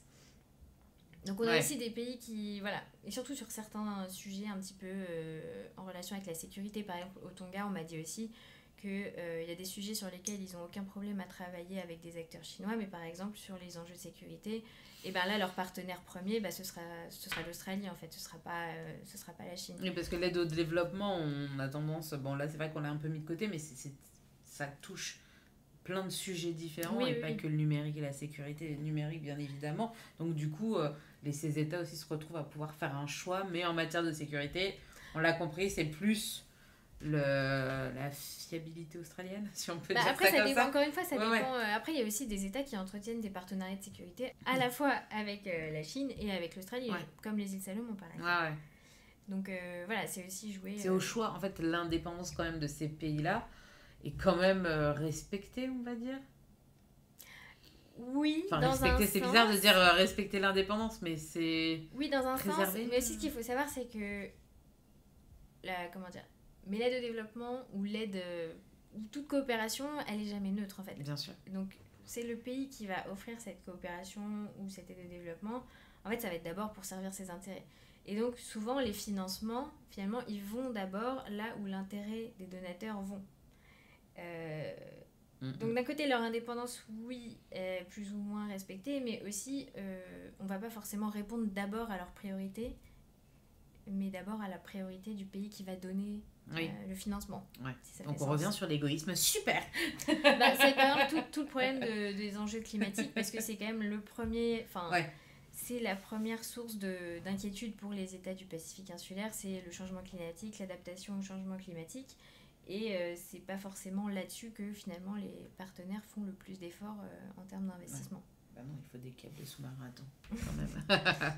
Est-ce que tu vois des changements là depuis l'arrivée au pouvoir de Trump que tu vois déjà des petites traces d'un impact potentiel à ce sujet-là ou pas encore parce que c'est trop récent? Alors oui, là on voit déjà quelques conséquences. Déjà l'annonce du gel de l'aide au développement. Voilà. Donc à voir jusqu'où c'est gelé, qu'est-ce que ça va vraiment toucher ou pas, mais potentiellement effectivement ça peut avoir un impact important dans les îles du Pacifique. Et surtout que je sais pas exactement ce que ça recouvre, mais par exemple en Micronésie, on a pas mal d'États en fait. Enfin, la Micronésie, du coup, ce qui est. Je sais pas si vous voyez un petit peu auditeur, mais la géographie. Je mettrai une carte. Tu sais, dans l'article, je mettrai une carte, comme ça vous pouvez aller sur l'article sur dazibao.fr et vous verrez où est la Micronésie. Mais du coup, on a des États par exemple, beaucoup plus proches, et plus sous influence américaine en fait. D'accord. Où on a des États en libre association avec les États-Unis qui en fait reçoivent de l'aide de la part du gouvernement américain en l'échange de l'accès à leur base militaire et un espèce de contrôle aussi sur leur politique étrangère. Ils doivent demander à Washington si par exemple ils signent un traité international, il faut l'accord de Washington ou les consulter. Ah oui, d'accord, ça va loin quand même, Voilà, et du coup je sais pas si par exemple ça va être mis en cause parce qu'il y a une partie aide au développement aussi qui est intégrée dans ces traités de libre association qui ont été renouvelés sous Biden très très récemment, genre en 2024. D'accord. Donc il y a tout ça. Après il y a toute l'aide au développement, USAID qui est... là c'est gelé totalement, non, pour l'instant USAID. Pour l'instant oui, mais du coup dans la région des îles du Pacifique, c'est vrai que USAID était quand même pas mal présent sur plein de choses différentes. Et puis j'étais à une conférence il n'y a pas très longtemps à Wellington où j'entendais aussi... plusieurs personnes qui parlaient du fait que du coup, encore une fois, Trump s'est retiré de l'accord de Paris, donc tous les engagements climatiques plus l'Organisation mondiale de la santé, il me semble. Et donc, pareil, il y avait pas mal d'aide américaine à la fois sur les enjeux climatiques quand même et sur la santé. Donc, pareil, certaines îles du Pacifique se demandent si... qu'est-ce qui va se passer? Donc, il y a beaucoup d'incertitudes. Peut-être que la Chine peut avoir une carte à jouer là-dedans en arrivant avec, parce que maille financière énorme, potentiellement une de place la place ouverte pour la Chine. parce que l'Australie ne pourra pas absorber tout le coût de ce qui va Mais par disparaître. contre, ce qui est intéressant, c'est qu'il y a déjà eu un dialogue qui a été engagé entre l'Australie et les îles du Pacifique pour voir justement ce que l'Australie pouvait absorber par rapport à ça. Mais évidemment, elle ne pourra pas tout absorber. Oui, étant donné la... Mais en tout cas, il y a eu une discussion qui a été ouverte à ce sujet-là. Ok. Mais donc voilà, il y a beaucoup d'incertitudes à la fois pour les îles du Pacifique et pour l'Australie et pour les autres partenaires régionaux qui se retrouvent potentiellement à être... à devoir soit financer encore davantage, soit finalement c'est laisser aussi plus de place à la Chine. Donc à voir ce qui va se passer. Ouais, Trump, c'est une belle incertitude. Ouais. Tu nous as parlé de tes voyages, de tes interviews dans différentes parties du territoire, de l'Océanie. Comment se passent tes recherches entre la récolte de données, les voyages, parce que tu as quand même une zone géographique plutôt étendue. Comment ça gère ça? Ouais. Alors c'est vrai que c'est pas forcément facile à gérer, disons. Mais en fait, là où j'essaye de me raccrocher à l'étendue du terrain, c'est que je me refocalise sur le fait que je travaille sur les stratégies australiennes. Et du coup, je repars aussi parfois, parce que parfois moi-même, je me perds un petit peu et j'ai envie d'aller regarder un peu partout. Et après, je me recentre en me disant, je travaille sur les stratégies australiennes. Mais et donc voilà, donc donc mes recherches, elles se passent comment? Concrètement, comme c'est de la géographie, géopolitique, mais qui est un sous-champ de la géographie, on fait des terrains de recherche. Donc moi je suis partie 2 fois 6 mois en gros sur les 2 dernières années pour faire des terrains de recherche. Donc je suis allée en Australie, en Nouvelle-Zélande, aux Fidji, au Vanuatu, au Tonga. Aussi une petite escale en Papouasie-Nouvelle-Guinée. Ok. Et donc là, dans ces cas-là, en fait, moi, je vais faire à la fois de l'observation et aussi regarder, par exemple, à quoi ressemble une antenne 4G au Fidji, et un peu regarder aussi comment sont les réseaux. Et utiliser aussi les réseaux pour savoir est-ce que ça fonctionne ou pas. C'est aussi un peu du vécu expérience numérique. L'expérience terrain du numérique. Mais bon, ça, c'est une petite partie. Mais ça, sinon, en fait, j'organise des entretiens avec les acteurs de mon sujet. Donc, c'était facile de les... Alors, à part Telstra qui t'ont pas répondu. Voilà. Qui m'ont pas répondu. Non, autrement, j'ai quand même eu beaucoup de réponses positives, très honnêtement. Et puis à la fois côté donc parce que je voyais à la fois des acteurs qui sont privés, donc entreprises de télécommunications, des entreprises de câbles, des propriétaires de câbles et les propriétaires de câbles. Ouais. C'est-à-dire les mecs qui font... Attends, donc t'as ceux qui construisent des câbles et les propriétaires de câbles, c'est pas l'État? Alors non. On re-rentre dans la subtilité. Alors en fait, non, disons les constructeurs de câbles, donc ça va être les gens qui vont fournir l'infrastructure physique en tant que telle, qui eux vont pas du tout détenir en fait l'infrastructure. Donc ça va être, je sais pas si tu connais, mais un petit Subcom. En France, on a ASN, Alcatel Submarine Networks, donc les Chinois HMN et les Japonais NEC, et eux, ils vont juste construire l'infrastructure et la fournir à... Voilà. Certains peuvent la poser aussi, mais voilà. Et derrière, en fait, ils vendent l'infra, mais ils la possèdent pas. Et en fait, les organisations qui détiennent les câbles, c'est souvent des entreprises privées. D'accord. Donc soit on a des consortiums. Souvent c'est des consortiums d'opérateurs de télécom. D'accord. Donc par exemple on a je sais pas moi Orange, AT&T, China Mobile qui vont pas China mais des opérateurs de télécom en fait qui vont du coup financer cette infrastructure pour la détenir et en fait les propriétaires et soit utiliser le trafic et le revendre à leurs clients, et du coup ils vont utiliser le trafic internet qui va passer sur les câbles. Après, on a des entreprises privées. Surtout, on en a quelques-unes encore en Océanie, mais c'est assez rare sinon. Et en fait, c'est même pas des opérateurs de télécom, c'est juste des entreprises qui vont du coup détenir le câble et qui vont vendre la bande passante à des opérateurs. Donc voilà, c'est un autre business model, mais voilà. D'accord. Et sinon, maintenant aussi, on a Google et les autres hyperscalers. Les géants du numérique. Les géants du numérique, Les autres géants du numérique qui vont avoir leur propre réseau de câbles privés. Et du coup, qui vont détenir ces câbles-là, qui vont les utiliser pour leur propre trafic, connecter leur data center, et qui vont aussi avoir, parce que souvent c'est des câbles avec beaucoup de bandes passantes, parce que c'est une nouvelle génération, et ils vont aussi vendre de la bande passante à d'autres opérateurs ou à d'autres acteurs. Et après, bon, dans les îles du Pacifique, on a quelques câbles qui sont détenus par des entreprises locales, mais en fait, c'est rarement des entreprises détenues par des gouvernements. D'accord, ok. Le gouvernement n'a jamais aucune prise sur ces infrastructures qui sont quand même... Après, il y a des prises par les régulations, justement, et par accorder des licences, avoir des standards. Avoir le droit de se poser sur notre sol. Mais en fait, sinon, les gouvernements vont pas déterminer, sont pas partie prenante directement des projets de câbles. À part à travers des régulations, bien sûr, ou des pressions diplomatiques. Mais ça relève plus de l'influence politique et diplomatique que de la puissance de l'État, quoi, mais ça relève pas de puissance proprement commerciale au sein des câbles. Ok. Donc du coup, c'est des gens à qui tu allais poser des questions qui ont été plutôt facilement...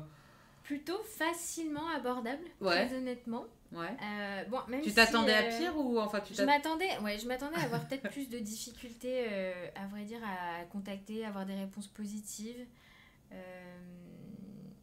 Et puis en fait le secteur des télécommunications, c'est un peu un secteur assez particulier. En fait il y a pas tant, c'est un espèce de petit cercle où en fait tout le monde se connaît. C'est pas si petit, mais tout le monde se connaît. Et du coup, après, on se fait aussi facilement plus du réseau au sein de ce milieu-là, parce que les gens se connaissent et nous renvoient vers d'autres personnes, et c'est assez facile d'échanger, finalement. Ok. Et t'es allée aussi interviewer des autorités Oui, alors du coup, j'ai aussi interviewé, par exemple, le ministère des Affaires étrangères australien. Pareil en Nouvelle-Zélande. Eux aussi facilement approchables ou... Relativement. Étonnamment. J'ai été aussi étonnée d'avoir des réponses assez positives, même des gens à qui je pouvais renvoyer des mails derrière pour répondre à mes questions. Après il y a de la langue de bois, bien sûr. Bien sûr, oui. Mais c'est quand même des gens à qui on peut parler et qui te reçoivent, qui sont OK pour aborder le sujet. Voilà. On n'a pas des refus. J'ai eu très peu de refus but en blanc, non. Donc plutôt satisfaite. Plutôt satisfaite. Et donc pareil après Fidji, au Vanuatu, au Tonga, pour le coup j'ai plus rencontré les ministères des télécommunications. Par contre j'ai pas eu de réponse, d'ailleurs c'est pour ça que je les ai pas rencontrés, mais pas eu de réponse des ministères des Affaires étrangères là-bas. D'accord. Donc un peu décevant, mais peut-être parce que c'est un petit peu touchy pour eux d'en parler aussi de cette relation. De se positionner en tant que petit pousset aussi, j'imagine. Il y a ou peut-être pas la volonté non plus de parler à des chercheurs à ce sujet extérieurs de la relation avec la Chine, les États-Unis, l'Australie. Donc c'est vrai que j'ai pas eu de réponse de la part des ministères des Affaires étrangères. Mais voilà, ministère des Télécoms, donc j'ai pu au moins parler des enjeux numériques. Et le terrain, tu repars en terrain ou c'est fini et tu passes à la rédaction? Comment ça se... Là, t'en es où dans ta thèse? Parce que t'as commencé, on a dit, en 2022. Donc ça fait 3 ans. Ouais, je suis dans ma 3e année. Et donc là, j'ai un peu fait mon dernier terrain justement en février, je l'ai terminé. D'accord. Et donc là, je suis encore en cours de... disons que j'ai un premier plan qui, pour l'instant, a été validé. Et donc je me lance dans la rédaction, là. Donc la partie qui va être la plus... Joyeuse. La plus difficile, sûrement. Et donc j'espère qu'en 1 an et demi, on peut écrire une thèse. C'est mon objectif. Et pour faire quoi après? La question, attention, la question qui pique. Alors, pour faire quoi après? Alors, ce qui est marrant, c'est que j'ai fait une thèse parce que, en partie, je ne l'ai pas précisé, mais je ne savais pas ce que je voulais faire. Ça me permet de gagner du temps. Hein. Donc voilà. Mais le problème, c'est que je suis pas sûre de savoir ce que je veux faire maintenant. Ah oui, d'accord, ok, merde. Non, parce que c'était censé t'aider à... Non, mais après, j'ai trouvé des sujets qui me passionnent et qui... Mais tu vas avoir un sujet d'expertise. Voilà, j'ai un hyper sujet concret, d'expertise et qui est actuel, vrai que... donc c'est pas... Et c'est vrai que maintenant, j'aimerais bien plutôt peut-être opérationnaliser ma recherche. Ok. Donc travailler, pourquoi pas, au ministère des Affaires étrangères, au ministère de la Défense, ou alors même pour des entreprises privées de télécommunications ou des entreprises de câbles aussi qui ont souvent besoin d'analyse géopolitique sur des endroits ou enfin différents territoires. Et donc voilà, plus opérationnaliser ma recherche. Après, je ne mets pas de côté le fait de poursuivre en fait, j'aimerais bien poursuivre mes recherches au sein de ces différents potentiels travail. Ouais. Mais après, voilà, le milieu universitaire, c'est pas forcément... Enfin, je me suis rendu compte en faisant une thèse que c'était pas forcément ce qui m'attirait le plus. Ok, donc affaire à suivre. Ça va se déterminer au fur et à mesure pendant les 3 prochaines années qui te...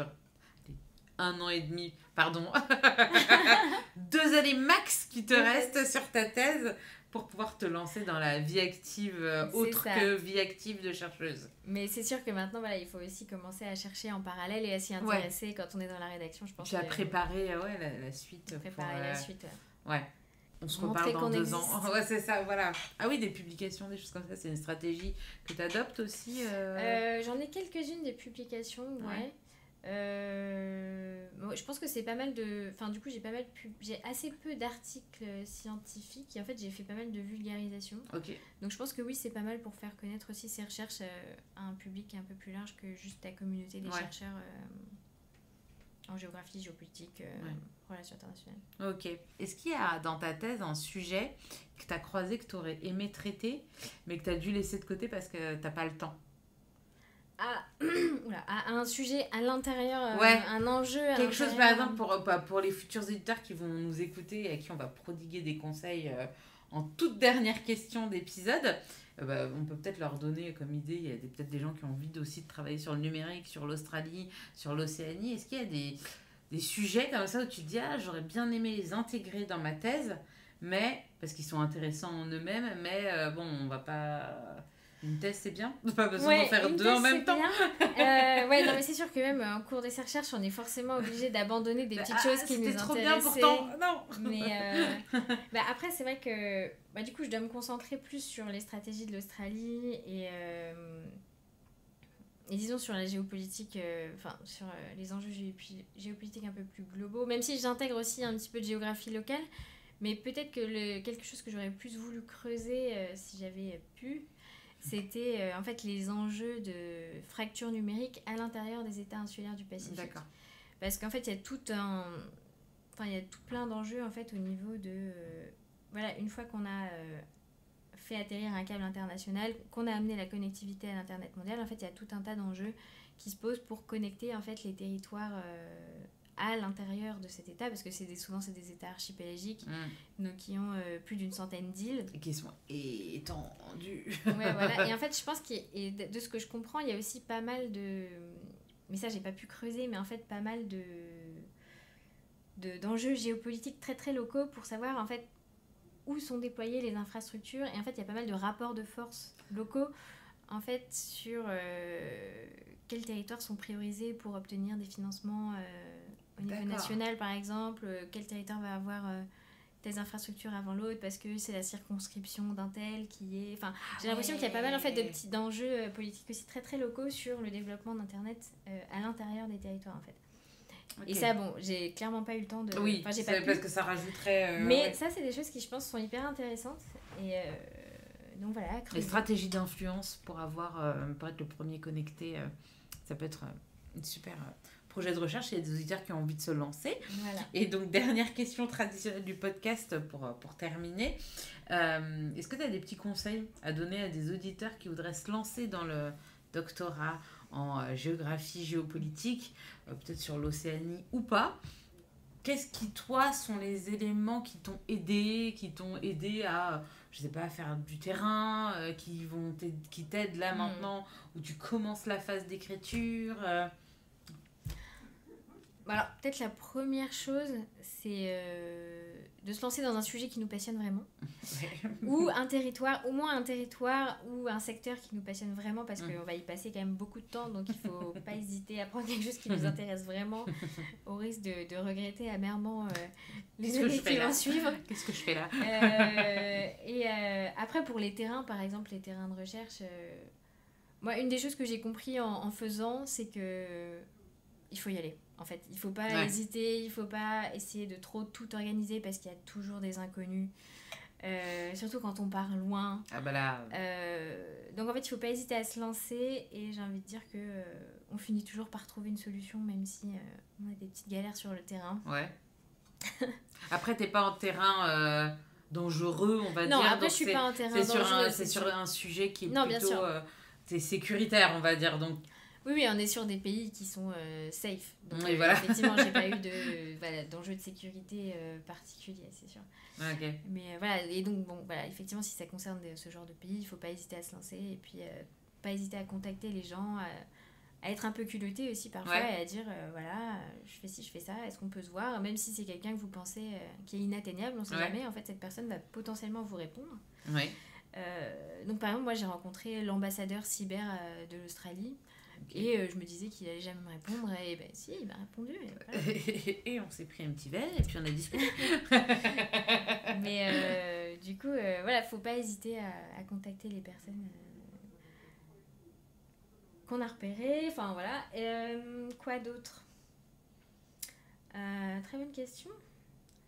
Peut-être faire attention à un truc, c'est l'équilibre entre sa vie perso et sa vie de travail. Donc moi, je me suis un peu toujours mis des barrières, des limites qui sont saines, qui sont de dire, voilà, moi je fais des horaires de bureau, donc je travaille la semaine, en gros je fais un 35-40 heures, du lundi au vendredi, enfin voilà, je fais des horaires normaux, et je ne travaille jamais le week-end, sauf exception. Oui. Voilà, mais sinon, en fait, c'est aussi poser des limites pour pas... Parce que sinon, la thèse, ça peut devenir vite envahissant dans sa vie, finalement. Tu ne fais que ça. On ne fait que ça, parce qu'on y pense souvent. En fait, c'est aussi une espèce de charge mentale qui ne s'arrête jamais, parce que, bon, même si le week-end, je ne travaille pas, j'y pense, parfois, je me dis, ah oui, c'est vrai, il y avait ça. Mais voilà, c'est aussi important de faire des vraies coupures et de pas tomber dans le travail sans cesse. Obsessionnel sur la thèse et tout ça, et c'est très sain de faire des pauses. Ouais. Et de prendre des vacances. Prendre du temps pour soi aussi, pour prendre soin de soi et relâcher la pression et tout ça. Ça va bien se passer, vous inquiétez pas. Quoi d'autre? Il y a un sport, tu fais un sport, t'as des activités qui te permettent ou t'oublies vraiment ta thèse? Moi, je cours. C'est bien la course. Je cours, j'avoue que ça vide bien la tête.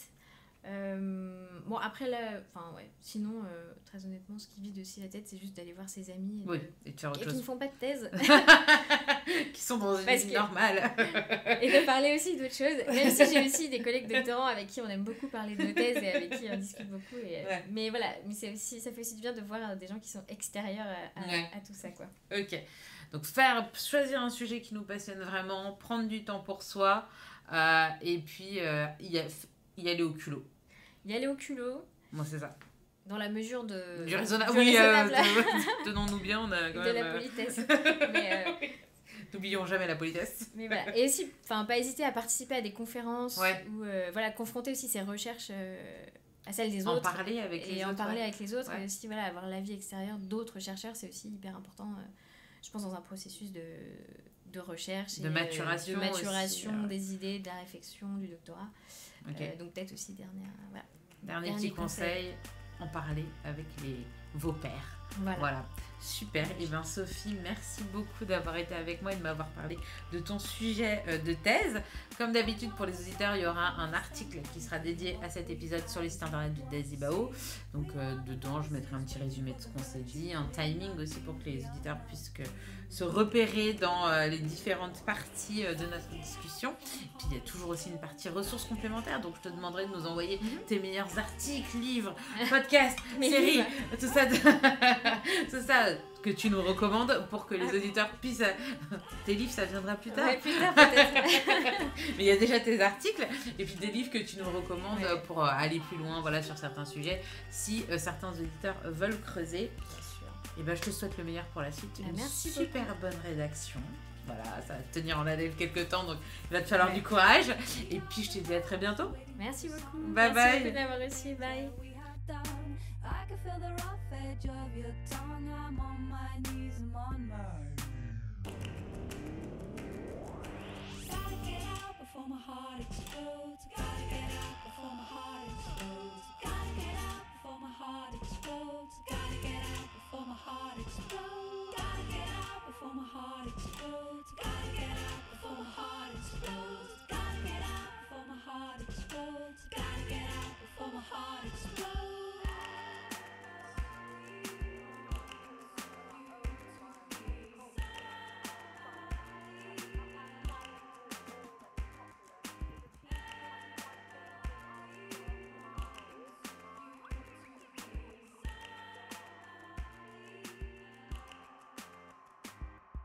If I could draw a diagram of our love, then I would want a different kind of buzz. There's not enough love to weigh us down, but it's all I've got, it's all love.